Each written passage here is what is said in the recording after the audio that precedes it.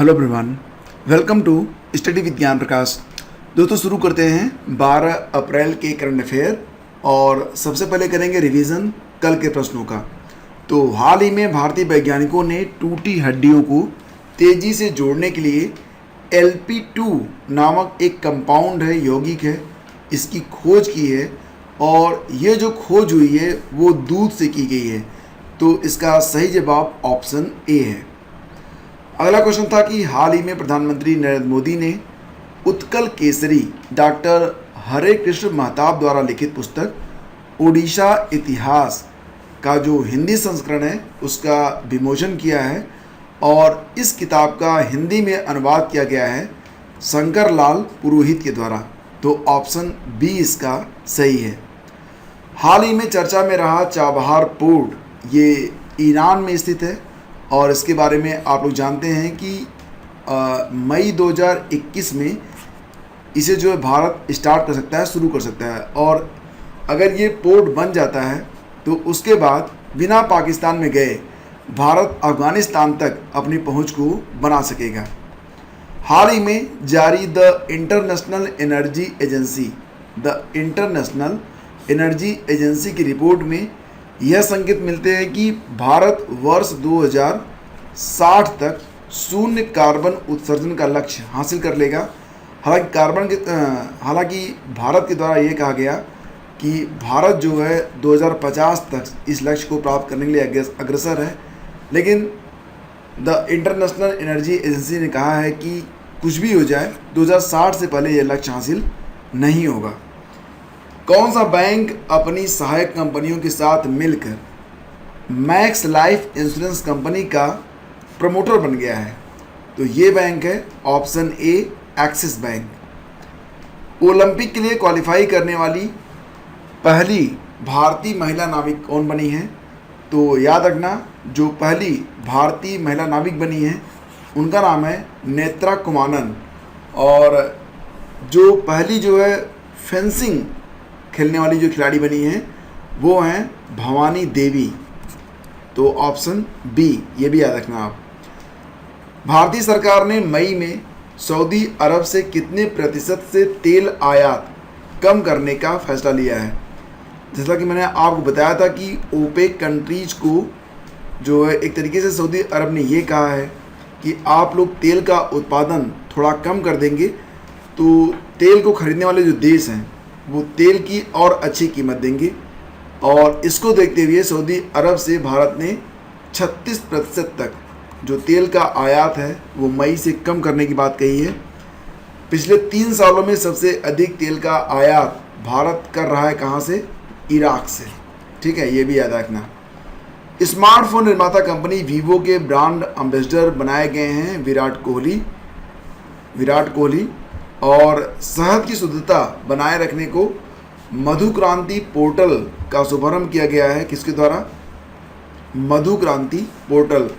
तो ये जो पोर्टल है इसकी शुरुआत की गई है किसके द्वारा? कृषि और किसान कल्याण मंत्रालय के द्वारा। ग्लोबल T20 कनाडा क्रिकेट का मेज़बान देश मलेशिया में होगा। जून जुलाई में ये जो सीरीज है वो खेली जाएगी। इसको जो है GT20 के नाम से जानते हैं, GT20। और भारत ने आतंकवाद विरोध के लिए संयुक्त राष्ट्र ट्रस्ट फंड में कुल मिला के $500,000 का अनुदान दिया है। कुल मिला के देखा जाए तो भारत अब तक इस फंड में $1 मिलियन का जो अनुदान है वो दे चुका है। और कुछ महत्वपूर्ण नियुक्तियां हैं पिछले 1-2 सप्ताह में, एक बार उसको भी रिवीजन कर लेते हैं। हालांकि ये मैंने कल भी आपको बताया था, लेकिन बार बार इसको जब आप देखते रहेंगे तो ये नियुक्तियां आपके दिमाग में बैठ जाएंगी। Small industries development bank of India के जो नए CMD बनाए गए हैं उनका नाम S रमन है। भारत के 48वें मुख्य न्यायाधीश बनाए गए NV रमन और ये जो है 24 अप्रैल से अपना कार्यभार ग्रहण करेंगे। वीवो के नए ब्रांड एम्बेसडर विराट कोहली होंगे और AAI यानी कि एयरपोर्ट अथॉरिटी ऑफ इंडिया के नए अध्यक्ष बनाए गए हैं संजीव कुमार। गैबान में भारत के राजदूत बनेंगे रामकरण वर्मा। सोमालिया में भारत के राजदूत वीरेंद्र कुमार पाल के और कजाकिस्तान में भारतीय राजदूत कौन है? शुभदर्शनी त्रिपाठी। शुभदर्शनी त्रिपाठी। संसदीय कार्य मंत्रालय का सचिव बनाया गया है ज्ञानेश कुमार को। फाम मिन चिन को बनाया गया है वियतनाम का नया प्रधानमंत्री। जेफ बेजोस, याद रखना, फोर्ब्स पत्रिका में लगातार चौथे साल सबसे अमीर बने हुए हैं। अजय सेठ को आर्थिक मामलों का नया सचिव बनाया गया है।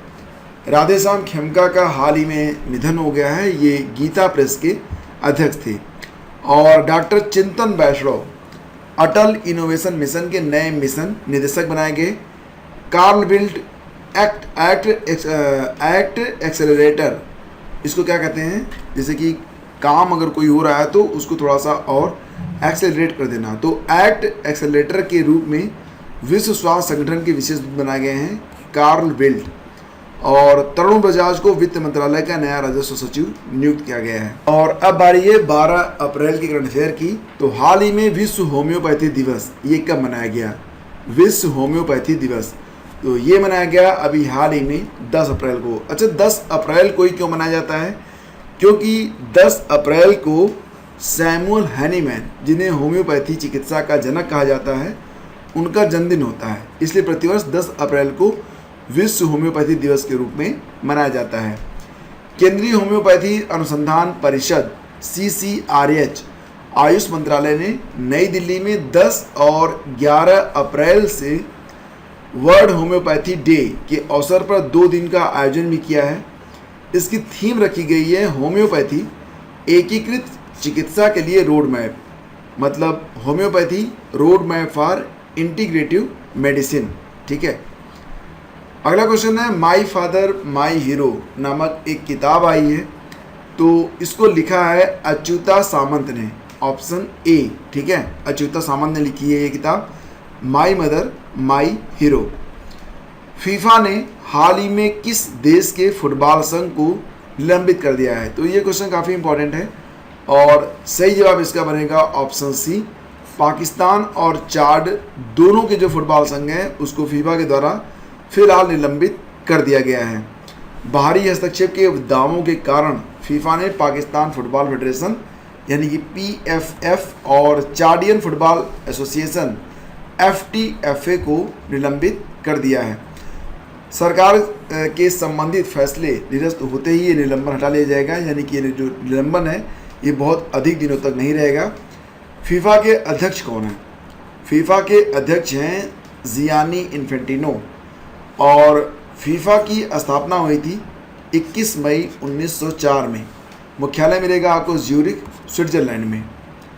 अगला क्वेश्चन है निम्नलिखित में किसने लक्षद्वीप द्वीप समूह के निकट भारतीय जल क्षेत्र में नौ परिवहन स्वतंत्रता अभियान शुरू किया है? अब नाम देखो इसका, नौ परिवहन स्वतंत्रता अभियान। स्वतंत्रता का मतलब होता है कि कोई भी बाधा न हो। तो इसके लिए जो ये अभियान शुरू किया गया है वो USA ने शुरू किया है, तो अमेरिकी नौसेना। और अभी हाल ही में अमेरिकी नौसेना ने लक्षद्वीप में प्रवेश भी किया था, जो भारत का विशेष आर्थिक क्षेत्र है, बिना अनुमति के, क्योंकि ये जो ऑपरेशन है ये नौवहन स्वतंत्रता अभियान का ही एक हिस्सा था। तो इसमें मतलब आदेश लेने की या अनुमति लेने की कोई आवश्यकता इसमें महसूस नहीं की गई थी। अच्छा, ज्ञानवापी मस्जिद के बारे में आप ज़रूर जानते होंगे। ज्ञानवापी मस्जिद कहाँ पर स्थित है? तो ये वाराणसी में है। ज्ञानवापी मस्जिद को लेकर भी एक विवाद चल रहा है। जैसा कि आप जानते हैं कि काशी विश्वनाथ मंदिर और ज्ञानवापी मस्जिद में क्या है कि एक दीवार जो है वो कॉमन है। तो यहाँ पर दावा ये किया जा रहा है कि जो ज्ञानवापी मस्जिद है वो इस मंदिर का ही एक हिस्सा है। तो एक स्थानीय कोर्ट ने इसके बारे में ASI को आदेश दिया है कि वो ज्ञानवापी मस्जिद का जो है सर्वेक्षण कर सकती है। तो अब यहाँ पर देखो, आपको बता दें कि ज्ञानवापी मस्जिद को लेकर हिंदू पक्ष का दावा है कि इस विवादित ढांचे के नीचे ज्योतिर्लिंग है। यही नहीं, ढांचे की दीवारों पर देवी देवताओं के चित्र भी हैं। दावा किया जाता है कि काशी विश्वनाथ मंदिर को औरंगजेब ने 1664 में नष्ट कर दिया था। फिर इसके अवशेषों से मस्जिद बनवाई, जिसे मंदिर की ज़मीन के एक हिस्से पर ज्ञानवापी मस्जिद के रूप में जाना जाता है। और जैसा कि एक खबर है अगर आप देखते होंगे रेडियो और टेलीविज़न तो आपको पता होगा कि मिज़ोरम के लुंगलेई ज़िले में संदिग्ध अफ्रीकी स्वाइन फीवर एक नई बीमारी आई है। अफ्रीकी स्वाइन फीवर के एक प्रकोप से 276 घरेलू सूअर भी मारे गए हैं। तो अफ्रीकी स्वाइन फीवर, इसका जो असर होता है वो घरेलू और जंगली सूअरों पर होता है। तो क्वेश्चन यहाँ पर ये है कि अफ्रीकी स्वाइन फीवर कैसे फैलता है, जानवर से मानव में, मानव से मानव में, या फिर जानवर से जानवर में। तो क्योंकि यह एक प्रकार का क्या है, स्वाइन फीवर है, तो ये जानवर से जानवर में फैलता है। और अभी हाल ही में मतलब कई सारे जो मामले हैं वो देखने को मिल रहे हैं। और इसका जो संक्रमण होता है बहुत ही तेज़ी से होता है घरेलू और जंगली सूअरों में। इसकी वजह से एक रक्तस्रावी बुखार हो जाता है और वो दम तोड़ देते हैं। हाल ही में भारत और सेशल्स के बीच उच्च स्तरीय वर्चुअल बैठक हुई है। इसमें भारत की ओर से अध्यक्षता की गई प्रधानमंत्री नरेंद्र मोदी जी के द्वारा, और सेशल्स की ओर से इसकी अध्यक्षता की गई समकक्ष राष्ट्रपति वेवेल राम कलावन के द्वारा। इस बैठक के दौरान आपसी सहयोग, आर्थिक, सामाजिक और शैक्षिक विकास के लिए बातचीत हुई। मुख्य बात यह रही कि दोनों नेताओं ने संयुक्त रूप से सेशल्स के मजिस्ट्रेट कोड का उद्घाटन किया है। ठीक है, हाल ही में किस मंत्रालय ने सार्थक कार्यक्रम शुरू किया है? तो सार्थक जो कार्यक्रम है ये शुरुआत की गई है शिक्षा मंत्रालय के द्वारा। तो ऑप्शन डी इसका यहाँ पर सही है। शिक्षा मंत्री रमेश पोखरियाल निशंक ने देश में राष्ट्रीय शिक्षा नीति को लागू करने में मदद देने के लिए सार्थक नाम की पहल का शुभारंभ किया है। अमृत महोत्सव समारोह के हिस्से के रूप में की जा रही इस पहल का उद्देश्य गुणवत्तापूर्ण शिक्षा के जरिए विद्यार्थियों और शिक्षकों की समग्र उन्नति को सुनिश्चित करना है।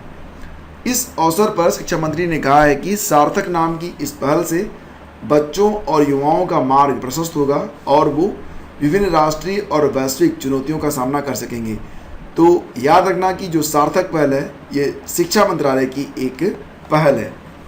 और इसी के साथ हाल ही में भारत सरकार ने यहाँ पर 4 विकल्प हैं, इसमें से एक को समाप्त कर दिया है। तो फिल्म प्रमाणन और अपीली न्यायाधिकरण को अभी हाल ही में भारत सरकार ने समाप्त कर दिया है। आपको बता दें कि चलचित्र प्रमाण पत्र अपीली न्यायाधिकरण FCAT 1983 में सूचना और प्रसारण मंत्रालय के अधीन गठित किया गया था और काम कर रहा था। यह फिल्मों के प्रमाणन के लिए अपीलों की सुनवाई करता था। अब जब ये अस्तित्व में नहीं है तो अगर कोई फिल्म निर्माता है और उसको कोई दिक्कत होती है तो इसके लिए उन्हें हाई कोर्ट का रुख करना पड़ेगा। तो दोस्तों आज के वीडियो में बस इतना ही। इन्हीं कारणों से आज का जो क्विज़ है वो हम शामिल नहीं कर पा रहे हैं। तो आज और कल यानी कि क्विज़ नंबर 11 और क्विज़ नंबर 12 के साथ क्विज़ नंबर 13 3 प्रश्न आपको मिलेंगे बैक टू बैक कल के वीडियो में। और ये सीरीज़ अगर आपको पसंद है तो प्लीज़ इसे लाइक कर दिया करें, अपने दोस्तों के बीच इसे शेयर कर दिया करें। और रोज़ सुबह 5 बजे आपको वीडियो अवेलेबल करवाया जाता है। तो जब भी आप काम पर निकलें उसके पहले इस वीडियो को ज़रूर वॉच किया करें। लेक्चर की PDF अगर आप डाउनलोड करना चाहते हैं तो आप Telegram channel study with Gyan प्रकाश पर आ सकते हैं। देखिए वहाँ पर मैं खुद ही शेयर कर रहा हूँ, तो आपको PDF वहाँ पर ज़रूर मिल जाएगी। और साथ ही साथ PDF आपको studyvidgyanprakash.com पर भी अवेलेबल करवाई जा रही है। और वास्तविकता ये है कि पिछले 2 दिनों से ये काम मैं लगातार खुद ही कर रहा हूँ। Have a great day. जय हिंद।